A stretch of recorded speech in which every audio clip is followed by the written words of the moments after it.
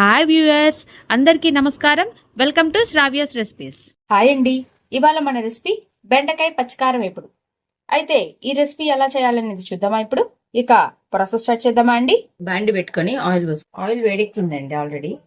ఇప్పుడు నేను కట్ చేసుకున్న బెండకాయలు వేసుకున్నాను. మొత్తం డీప్ ఫ్రై వేయించుకోవాలండి. మొత్తం డీప్ ఫ్రై చేసుకుందాం. అది వేగేలోపు మనము ఒక జార్ తీసుకోండి. జార్లో పచ్చిమిర్చి వేసుకోండి. అంటే క్వాంటిటీని బట్టి వేసుకోండి పచ్చిమిర్చి. నేను కొంచెమే కలుపుతున్నానండి, అందుకని నేను ఒక 5 పచ్చిమిరపకాయలు తీసుకున్నాను. అలానే కొంచెం అల్లం ముక్క, 4 వెల్లుల్లి రెమ్మలు,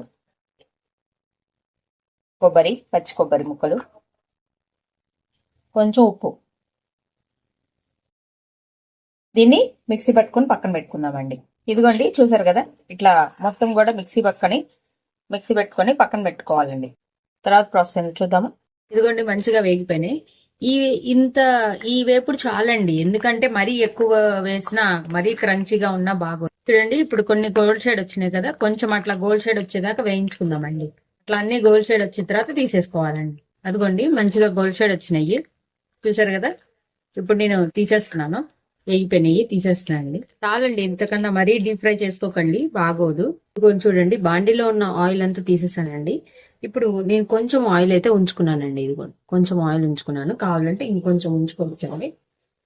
నేను మధ్యలో వేసుకుంటానండి కాస్త ఇది పెట్టి, అందుకని బాండీలో ఆయిల్ అంతా తీసేసుకొని మనం వేయించుకున్న బెండకాయలు వేసేసుకుందామండి. దీంట్లో వేసుకున్నాం కదా.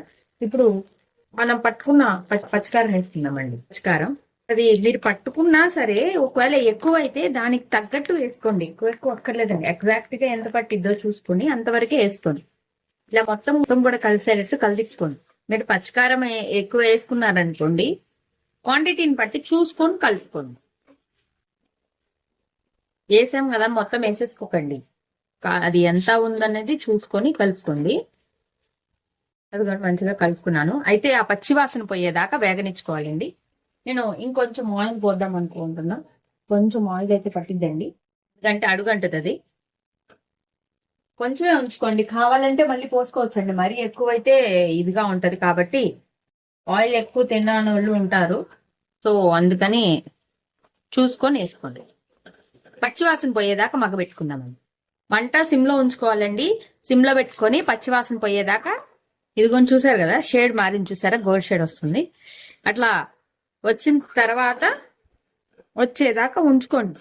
అయిపోయిందండి, మంచిగా వేగిపోయింది. ఇప్పుడు నేను కొంచెం కొత్తిమీర వేస్తున్నా. నేను కొంచెం ఎక్కువ వేసుకున్నా, నాకు కొత్తిమీర అంటే చాలా ఇష్టం, అందుకని నేను ఎక్కువ వేసుకున్నా. మీకు కావాలంటే కొంచెం తక్కువ వేసుకోవచ్చండి. ఇది 4 రెమ్మలు టేస్ట్ కోసం ఆ ఫ్లేవర్ తగులుతుందని, ఆ టేస్ట్ ఫ్లేవర్ బాగుంటుందని ఉంచుకుని, ఆ కొత్తిమీర కొంచెం మగ్గేదాకా అట్లా వేసుకొని కలుపుకోండి. నచ్చకపోతే కొంచెం వేసుకోండి, లేదంటే కంప్లీట్గా అవాయిడ్ చేసుకోవచ్చు. అంతే అండి, చూసారు కదా, మంచిగా మగ్గిపోయింది. ఇప్పుడు నేను ఇది ఒక బౌల్లోకి తీసుకుంటున్నా. అంతే అండి, కమ్మటి బెండకాయ పచ్చికారం వేపుడు రెడీ అయిపోయింది. ఈ వీడియో కనుక మీకు నచ్చినట్టయితే ప్లీజ్ లైక్ చేసి, షేర్ చేసి, సబ్స్క్రైబ్ చేసుకోండి.